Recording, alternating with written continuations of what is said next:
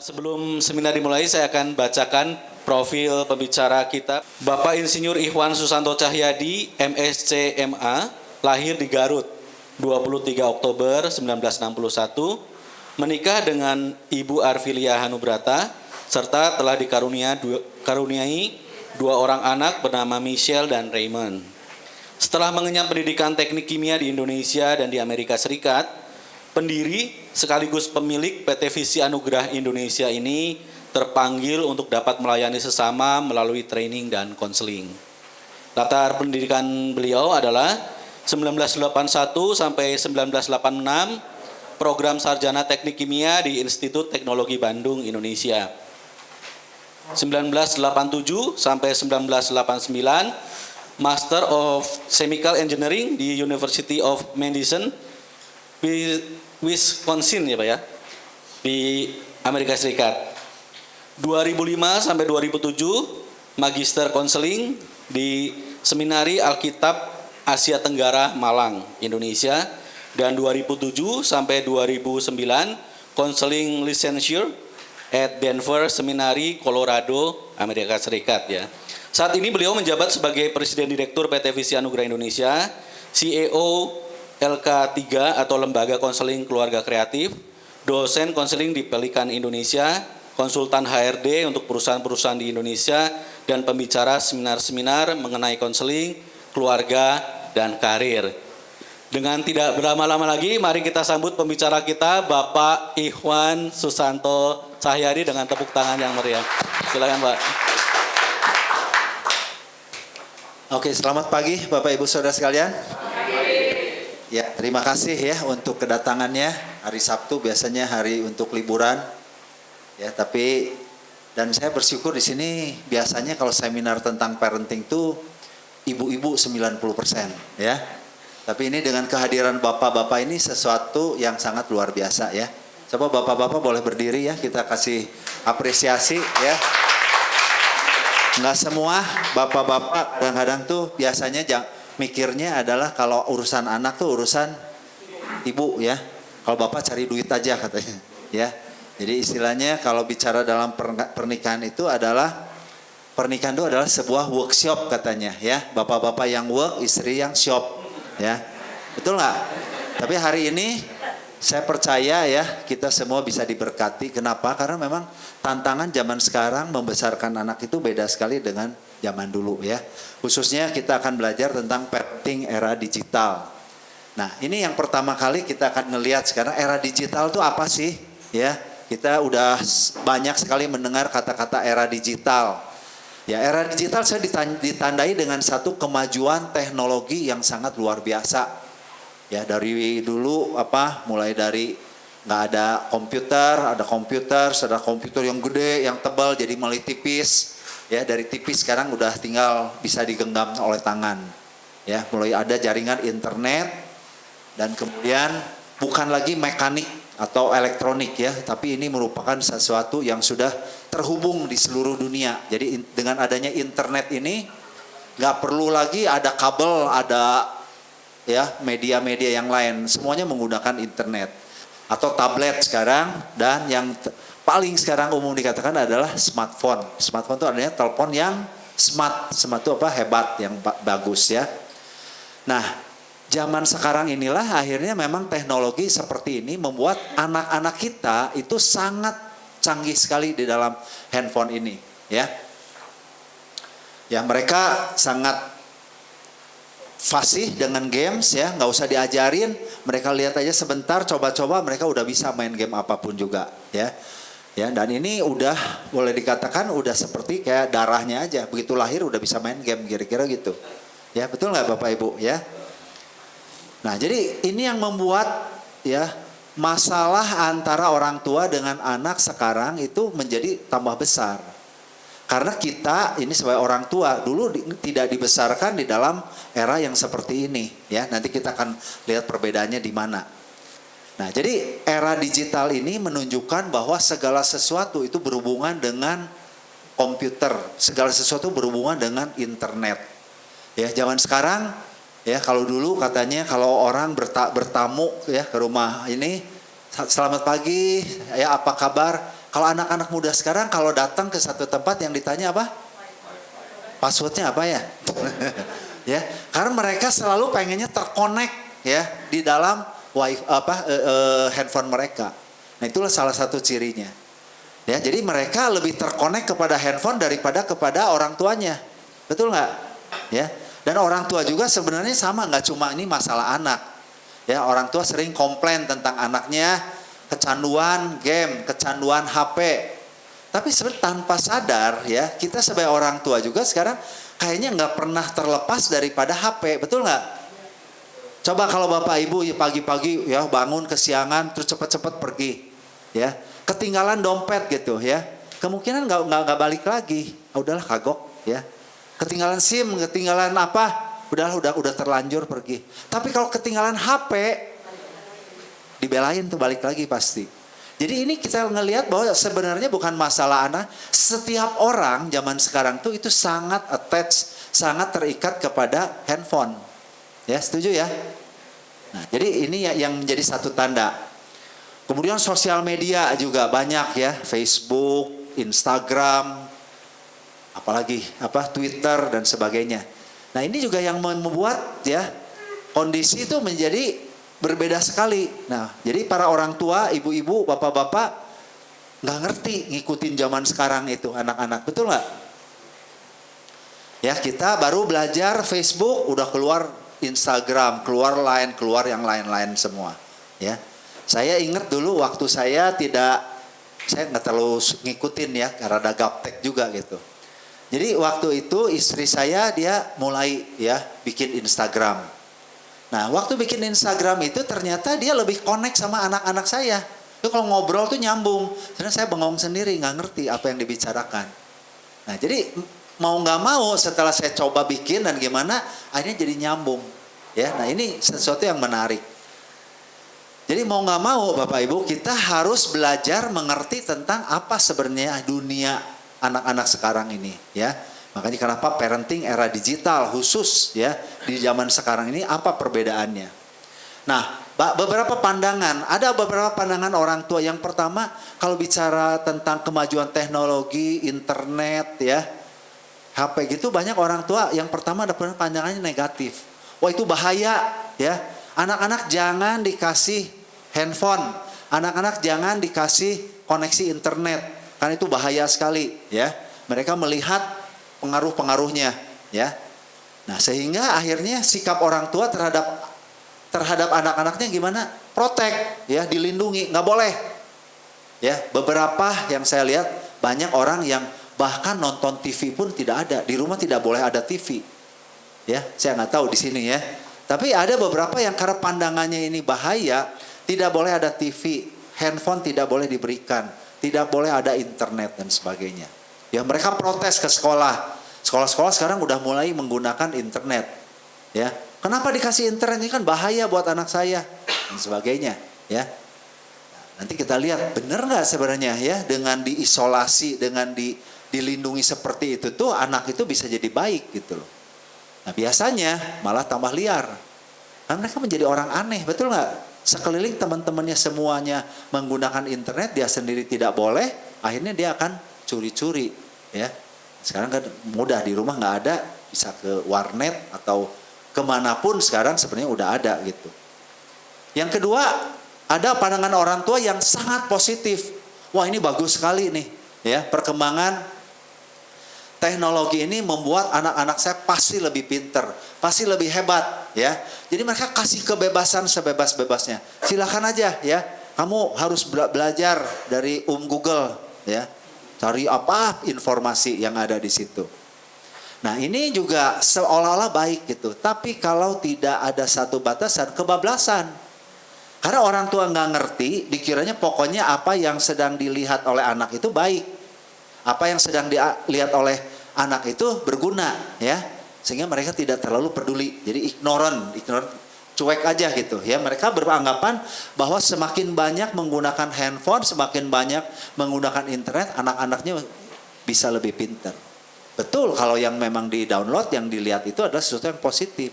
Tapi balik lagi nanti kita akan lihat nanti pengaruhnya justru bahaya juga kalau tidak ada satu pembatasan di sini. Ya.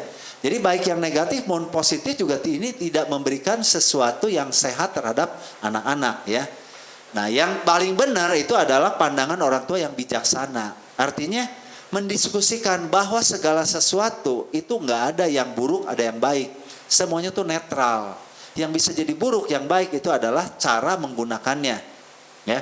Sama aja sekarang kalau saya tanya Bapak, uang itu bagus atau jelek? Hah? Bagus ya, karena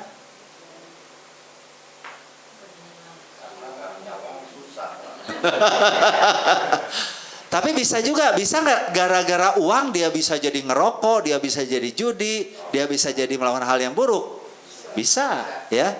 Nah, jadi kita nggak bisa bilang bahwa uang itu jelek karena itu bisa menjerumuskan anak-anak menjadi melakukan sesuatu yang tidak baik.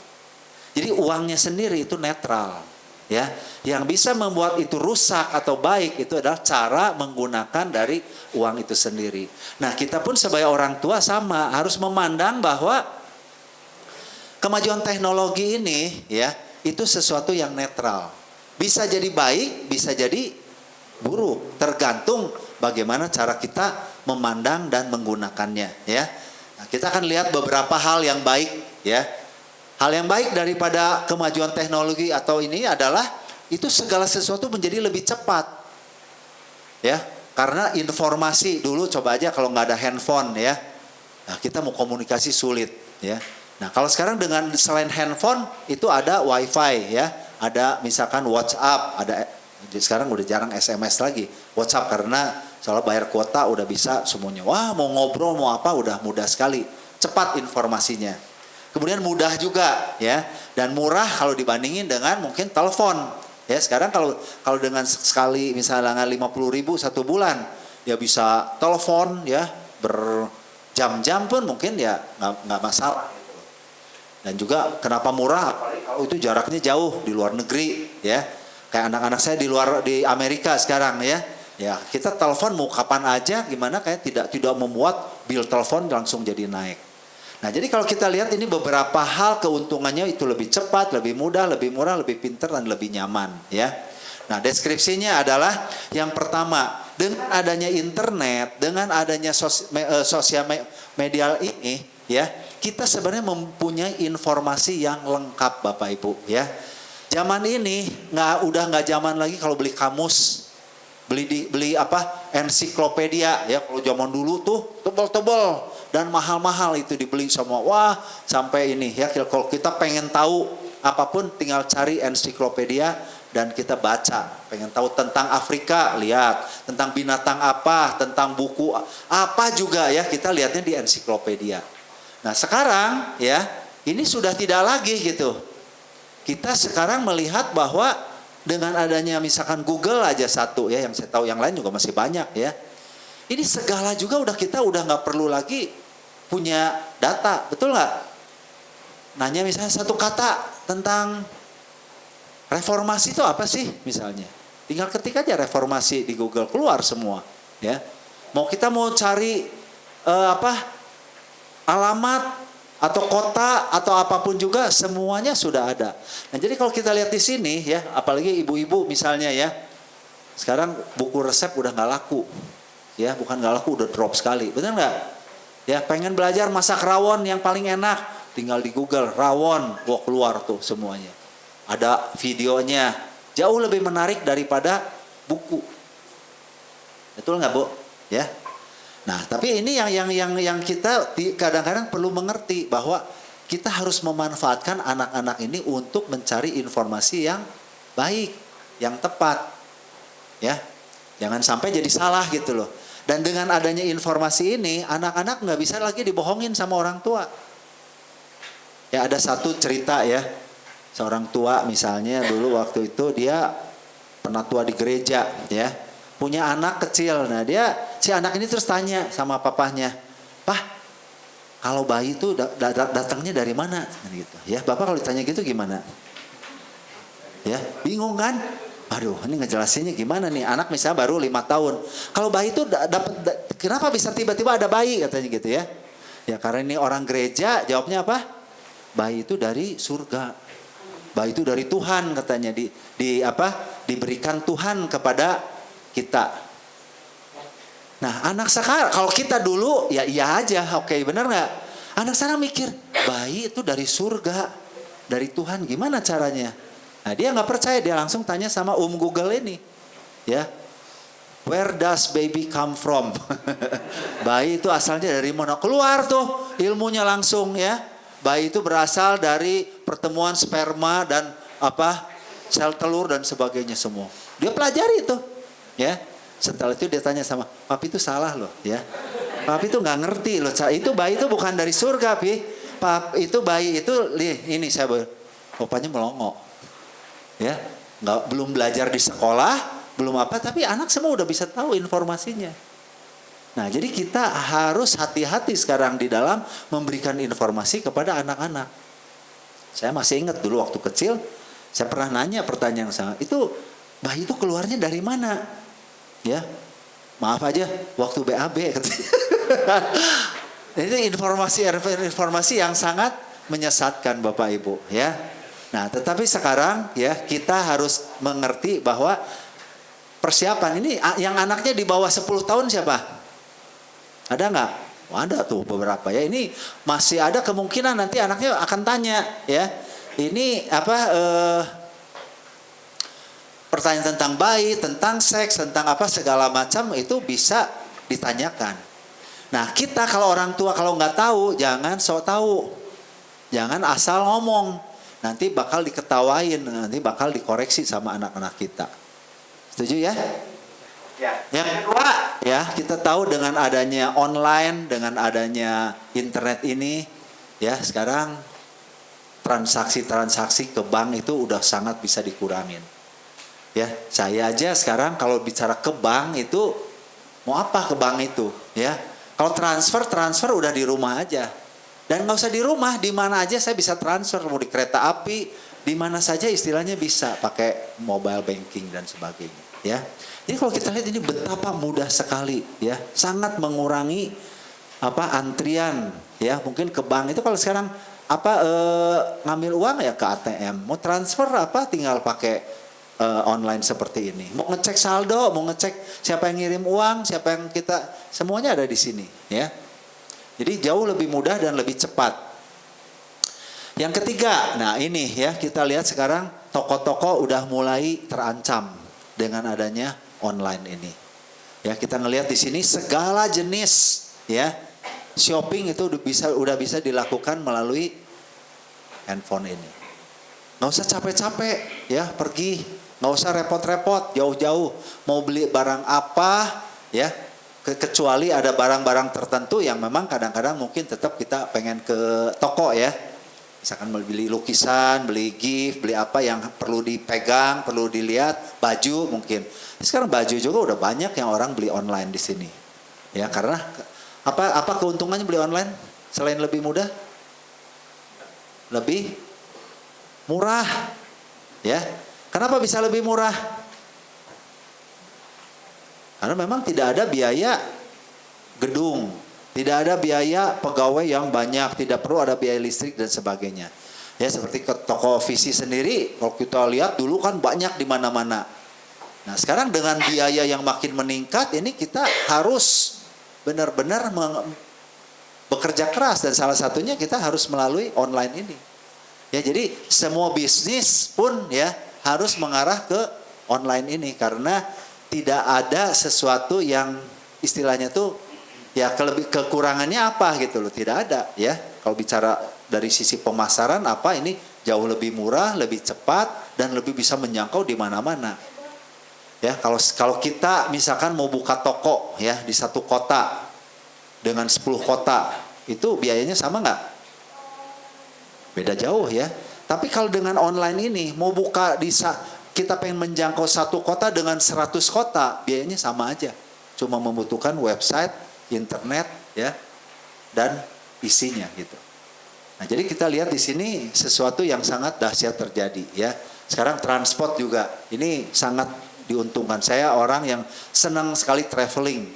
Ya, dulu zaman sebelum ini populer, kalau mau pergi ke stasiun, pergi ke airport, pasti saya diantar, dijemput. Sekarang udah nggak perlu, ya, jauh lebih murah, jauh lebih cepat juga. Ya, tinggal pakai Grab, pakai Gokar, ya, Gojek dan sebagainya. Nah, ini salah satu kemajuan yang kita lihat di ini ya. Kemudian juga bahkan sekarang ini tentang apa? Servis-servis yang lain semuanya udah online ya. Bapak Ibu mau apa? Mau bersihin rumah, nggak ada pembantu ya. Wah, kewalahan. Sekarang tinggal saya pembantu nggak perlu punya. Panggil aja ya, go clean 2 jam. Beresin. Bayar cuma 60.000 misalnya. Ya, selesai semuanya. Ya. Mobil juga males nyuci ya. Males nganter ke tempat cuci mobil, tinggal panggil semuanya. Ya. Go massage. Nah, ini saya sering pakai kalau pergian capek gitu ya. Kalau dulu harus pergi ya, refleksi kaki atau apa. Tapi kalau udah enak, udah ini mesti nyetir lagi balik, bener nggak? Kalau sekarang tinggal pakai go massage gitu, udah datang, udah selesai, kita bisa langsung tidur. Nah, satu lagi ini yang penting ya. Dengan adanya internet, dengan adanya gadget ini adalah ini bisa mendekatkan yang jauh.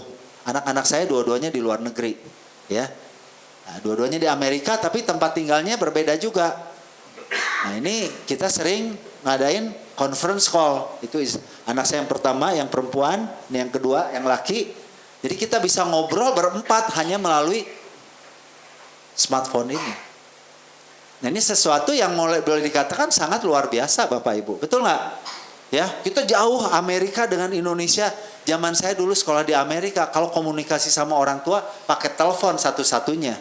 Dan itu telepon nggak berani lama-lama karena balik lagi mahal biayanya. Ya, pulsa jalan. Ya paling 2 menit, 3 menit. Ini kalau kita ngobrol bisa setengah jam pun nggak ada masalah. Ya. Nah, jadi kalau ngelihat dari ini masih banyak hal lah keuntungan-keuntungan lainnya ya. Yang saya pikir Bapak Ibu bisa melihat ternyata kemajuan internet ini tuh dahsyat sekali. Harusnya membuat orang tuh jauh lebih nyaman dan lebih aman dan lebih efisien semuanya, ya. Hal lain kadang-kadang kalau saya pergi ke luar kota misalnya, saya kan sering ngajar dan seminar di beberapa kota. Satu hal yang kadang-kadang paling merepotkan saya itu nih, kalau misalnya saya mau beli oleh-oleh, ya. Misalnya ke Medan, ya, mau beli bolu meranti. Itu tuh yang males itu bukan masalah uangnya, tapi perginya dan harus antri, ambil nomor, ya, antri habis waktu itu. Sekarang ini dengan adanya GoFood ini, ya, itu sangat menolong sekali. Ya, saya di hotel, ya, tinggal pencet bolu meranti misalkan ya, pesan apa, klik, udah setengah jam udah datang orang, udah tinggal. Harganya sama, cuman bayar paling tambahin 8.000 sampai 15.000. Sangat-sangat worth it sekali. Betul nggak? Ya, nah jadi dari sini kita mungkin harus punya pandangan khususnya yang orang tua yang negatif, bahwa sebenarnya kemajuan teknologi ini itu sebenarnya sangat luar biasa dan harus kita terima sebagai sesuatu yang sangat positif. Ya. Nah, tetapi memang segala sesuatu tadi ya tidak berarti bahwa sesuatu yang positif itu tidak ada tantangannya. Nah, justru dengan adanya kemajuan teknologi ini juga ada tantangannya. Ya, apa tantangannya? Yang pertama tadi, kalau saya mendekatkan yang jauh, ini bisa menjauhkan yang dekat. Betul nggak? Ini fenomena gini kira-kira familiar nggak? Ya, kumpul keluarga ya, reuni atau apa? Wah, kumpul secara fisiknya semua. Ya, fisiknya dekat nggak? Dekat, tapi hatinya jauh, masing-masing sibuk dengan handphone masing-masing. Nah, ini fenomena yang udah jelas sekarang banyak sekali terjadi, Bapak Ibu. Ya, coba sekarang kalau lihat di rumah makan. Satu keluarga makan, apa yang kita bisa lihat? Semuanya sibuk ngaku ya, Bu ya. Semuanya sibuk, orang tua, anak, semuanya pegang gadget ini. Jadi artinya boleh dikatakan banyak sekarang, saya sebagai konselor ya, dalam pernikahan, masalah-masalah di keluarga terjadi karena apa? Karena saya tuh merasa fisiknya tuh dekat, suami saya tuh ada, istri saya tuh ada, tapi hatinya tuh jauh gitu loh, susah diajak ngomong. Ini tadi ini gimana? Ya udah, terus dengerin gak sih? Dengar saja terus kamu ngomong. Dia matanya terus ke handphone. Ya, ada satu saya dapat dari WA kan satu cerita atau ini tapi saya pikir ini mungkin betul gitu. Ya, di kelas SD atau apa, ya ada satu tugas untuk mengarang, ya. Ditanya cita-citamu pengen jadi apa? Pernah tahu ya? Ada yang mau jadi presiden, mau jadi apa. Tapi ada satu anak dia cita-citanya pengen jadi apa? Handphone. Aku mau menjadi sebuah handphone, smartphone. Kenapa? Karena papaku, mamaku sangat mencintai handphone. Ya, kalau aku ngomong, ya, aku nggak terlalu digubris. Kalau misalkan aku pengen dipeluk, mereka sibuk. Tapi kalau handphone itu kemana-mana dipegang, kemana-mana disakuin, ya, sampai ke kamar mandi pun, maaf ya, itu dibawa. Begitu bangun, apa yang dilakukan? Nyari handphone, ya. Jadi handphone itu mungkin tidur pun itu selalu ada di sisi. Jadi kalau dilihat ini memang satu hal yang sangat tragis, ya. Bagaimana seorang anak cita-citanya pengen menjadi sebuah handphone supaya dia bisa dipegang, supaya bisa dia dipeluk, supaya dia bisa diajak ngomong, supaya dia bisa terus berkomunikasi. Nah, ini menjadi sesuatu tantangan, ya. Dengan adanya smartphone ini, ya, yang jauh bisa jadi dekat, tapi yang dekat bisa jadi jauh. Masalah-masalah perselingkuhan, masalah-masalah perceraian di dalam rumah tangga itu terjadi ya karena ini, ya, menjauhkan yang dekat dan mendekatkan yang jauh. Jadi ini sesuatu yang kita perlu waspadai, ya. Bapak Ibu boleh tanya, dengan adanya handphone ini, saya tuh menjauhkan yang dekat atau mendekatkan yang jauh? Dua-duanya. Ya, nah yang dekat, yang menjauhkan yang dekat inilah yang perlu kita waspadai. Ya, karena komunikasi udah tidak langsung lagi. Ya, beberapa fenomena bahkan ya di dalam rumah tangga, suami dengan istri, ya, daripada saya ngomong ribut, lebih baik pakai WA aja. Kamu udah makan belum? Sudah. Itu di lemari ada ini. Ya, anak sama orang tua juga sama. Pakai WA, satu rumah, satu bangunan. Ya, dari depan ke belakang nge-WA aja. Sepertinya bagus katanya, ada yang bilang, tapi Pak kami setelah ada pakai WA ini jadi jarang konflik katanya. Gimana tuh kira-kira kalau kayak gitu? Soalnya kalau saya ngomong tuh ya sama istri saya kalau ngomong sama suami saya, baru juga ngomong udah ribut. Jadi kalau pakai WA kan nggak bisa ribut. Ributnya pakai emoticon aja. Tanda seru, terus gambar-gambar itu ya. Betul nggak? Ya sepintas mungkin iya, tapi sebenarnya kehilangan kontak secara emosionalnya nggak ada. Ya jadi kayak robot akhirnya, benar nggak? Manusia tuh menjadi seperti kayak robot relasi ini. Yang kedua, dengan adanya tadi kenyamanan tadi, segala sesuatu jadi lebih mudah, lebih cepat. Nah, anak-anak di zaman era digital ini menjadi lebih aman, lebih nyaman, lebih santai bawaannya tuh. Nah, ini satu fenomena akibat daripada yang tadi itu, ya. Jadi secara gerak itu kurang gesit gitu loh. Lamban ya, kalau ada apa-apa tuh kayaknya kalau disuruh tuh. Setuju nggak kira-kira? Ya. Karena semua tuh kayaknya tuh, wah, mata tuh tertuju semuanya ke handphone di sini, ya. Yang ketiga adalah, nah ini yang perlu kita waspadai tentang pornografi, ya. Anak-anak sekarang sangat rawan terhadap pornografi. Zaman dulu mungkin ya, anak-anak itu adalah dapat pornografi itu adalah dikasih teman atau dia mencari, dan itu pun tidak mudah. Tapi zaman sekarang ya nggak nyari pun itu tiba-tiba bisa masuk dari siapa saja. Ya, beberapa komplain dari sekolah ya sekarang ini adalah seperti ini. Anak-anak SD ya itu kalau punya smartphone isinya tuh banyak beberapa tuh video-video porno. Nah ini bagaimana gitu loh cara mengatasi seperti ini? Ya saya nggak nyari, saya nggak tahu, tapi tiba-tiba ada yang ngirim. Ada yang ngirim, dia nggak mau lihat pertama. Kedua kali ada yang ngirim lagi, mulai lihat sedikit. Lama-lama jadi menikmati di situ. Nah, ini bahaya yang sangat kejahatan kriminal terjadi karena balik lagi ya kejahatan seksual terjadi karena masalah dari pornografi ini. Dan yang lain adalah tentang kecanduan. Ya. Nanti kita akan bahas di sesi yang kedua ya, khusus tentang kecanduan game online ini gimana. Ya, beberapa orang tua sangat pusing melihat fenomena ini. Gimana caranya anak saya kecanduan ini? Ya, ini hal-hal yang yang negatif yang kita bisa lihat. Jadi balik lagi kesimpulannya, dengan adanya era digital ini kita harus melihat dari dua sisi. Ada sesuatu hal-hal positif yang kita bisa kembangkan. Anak bisa belajar apapun juga ya. Nggak punya buku, nggak punya uang untuk beli buku ya. Tinggal download di sana. Semua ada, hiburan apa segala macam tuh ada di sini. Ya, tapi balik lagi. Yang kedua adalah tantangannya juga. Kalau kita tidak hati-hati, anak kita bisa menjadi rusak. Nah, disinilah peran kita ya. Jadi pertanyaannya, mengapa parenting zaman sekarang ini di era digital ini ya sangat sulit dibandingkan dengan parenting zaman dulu waktu kita masih anak-anak. Ya, kalau misalnya kita lihat ya, orang tua kita dulu punya anak rata-rata berapa? 1 atau 2? Kesebelasan ya. Ada yang 10, 8, 7. Saya aja keluarga dari 7 orang, istri saya 9 orang.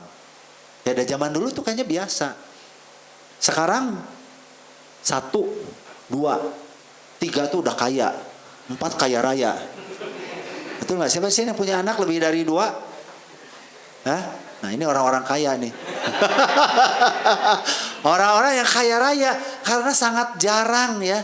Orang biasanya standarnya 1, 2. Kalau udah 3 itu udah mulai kaya. 4 kaya raya, 5 itu mungkin milioner. Bukan secara finansial ya. Ini kita bicara kenapa? Karena ternyata sulit loh membesarkan anak sekarang tuh lebih sulit. Makanya orang-orang tua kita selalu bilang, kamu baru punya anak 2 udah susah setengah mati, ada supir, ada suster. Dulu ya, mama itu punya anak 9, 10. Nggak ada pembantu, nggak ada supir. Semua diurus sambil dagang, sambil apa. Bisa nggak? Bisa. Kenapa sekarang nggak bisa? Ya balik lagi, karena kita memang ada sesuatu yang kita situasinya berbeda. Jadi nggak bisa disamakan lagi.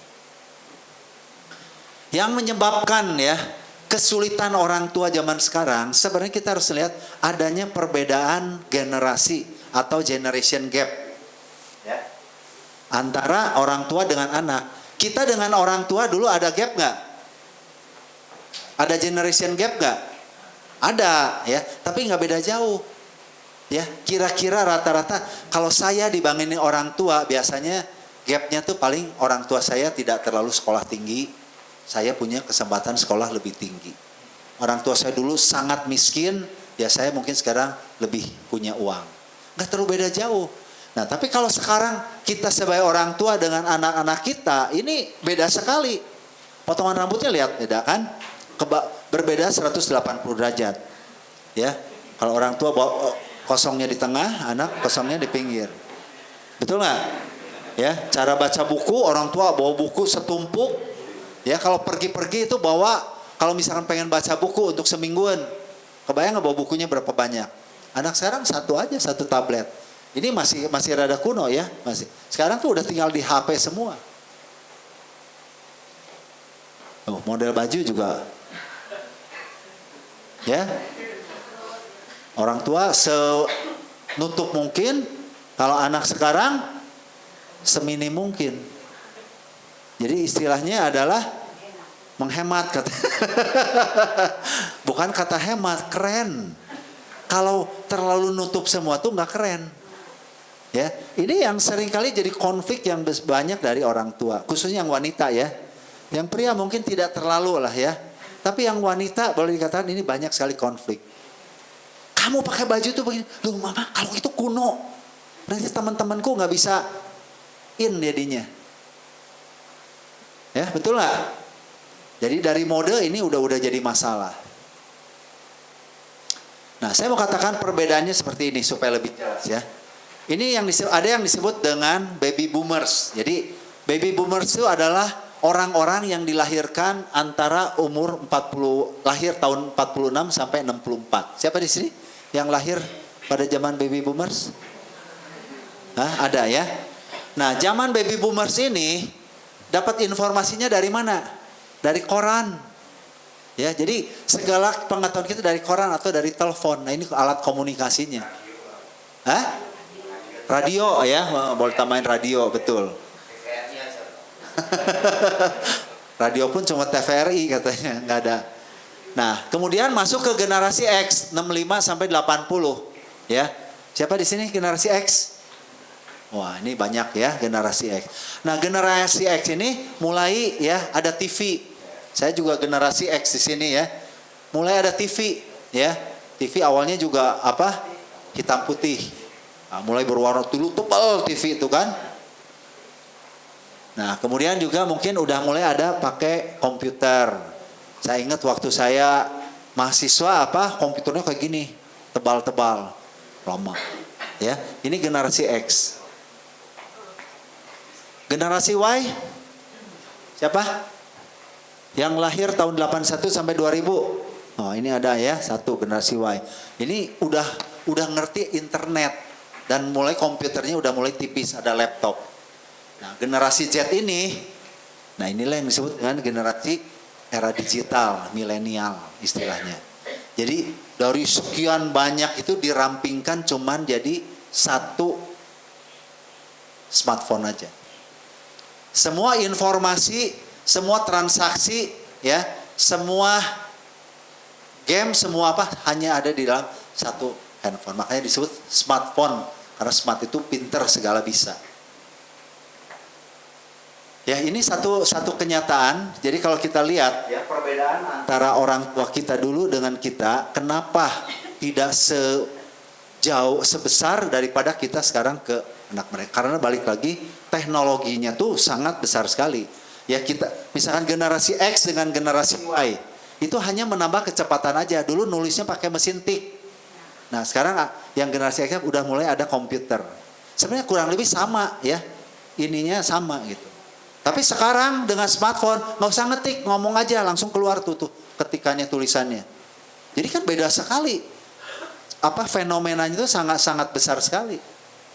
Kalau dulu kita dengan orang tua hanya dipercepat saja, kira-kira seperti itu, ya. Nah, atau lebih dipercepat tapi juga tidak terlalu cepat sekali lah gimana. Tapi sekarang coba bayangin ya. Dulu kita kalau misalnya ada kejadian di luar negeri, kita tuh tahu paling minimal 2 hari sampai 1 minggu. Baru kita tahu ada kejadian apa. Sekarang hitungan menit sudah tahu apa yang terjadi di seluruh dunia loh. Bukan hanya di Indonesia saja. Seluruh dunia ini udah terkonek menjadi satu kesatuan.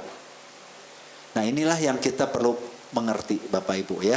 Anak-anak kita dilahirkan, dibesarkan di dalam era yang seperti ini.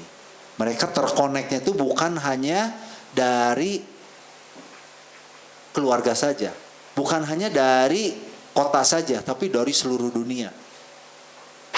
Sehingga tantangannya banyak value-value, nilai-nilai itu yang mereka bisa bandingkan. Jadi kalau di rumah orang tua bilang harus A, harus B, mereka akan mengerti kenapa kalau temanku tuh nggak seperti ini, kenapa berbeda. Nah, dulu kita orang tua ngomong A ya A. Orang tua bilang nggak boleh B, ya kita nggak boleh. Kita nggak pernah memikirkan tentang apa yang terjadi di luar sana. Ya, kita hanya memikirkan apa yang ada di dalam sini aja. Nah, itu yang membedakan. Ya, jadi dari sisi generation gap ini kita lihat kita dengan anak kita jauh berbeda dengan orang tua kita dengan kita. Value-value-nya segalanya berbeda. Ya. Nah, kemudian ada satu lagi ya. Kenapa sulit? Ya, kenapa banyak sekali problem antara orang tua dengan anak zaman sekarang?